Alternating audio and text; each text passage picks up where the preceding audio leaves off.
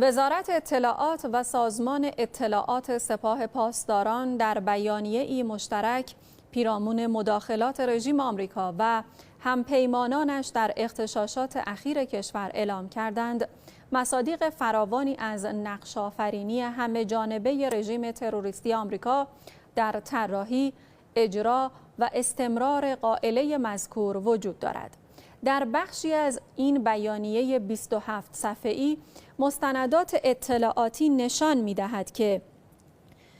در اغتشاشات اخیر آژانس اطلاعات مرکزی آمریکا CIA با همکاری نزدیک سرویس اطلاعات خارجی انگلیس خبیث، سرویس اطلاعات خارجی رژیم کودککش صهیونیستی موساد و سرویس اطلاعات خارجی آل سعود و چند کشور دیگر دست داشتند. در بخش دیگر از این بیانیه به رد اطلاعاتی و عملیاتی تعدادی از عناصری که در برخی کشورها دوره‌های آموزش جنگ‌های ترکیبی و براندازی نرم را دیدند اشاره شده و آمده است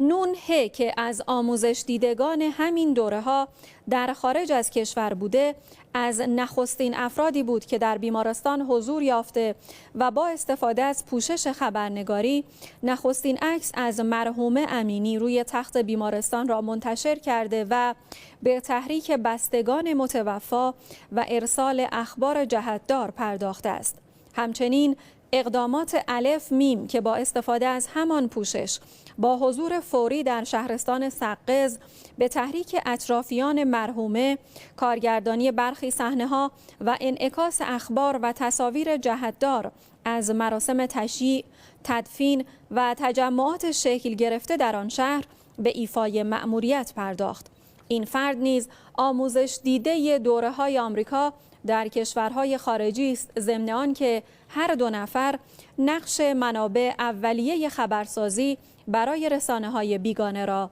ایفا کردند.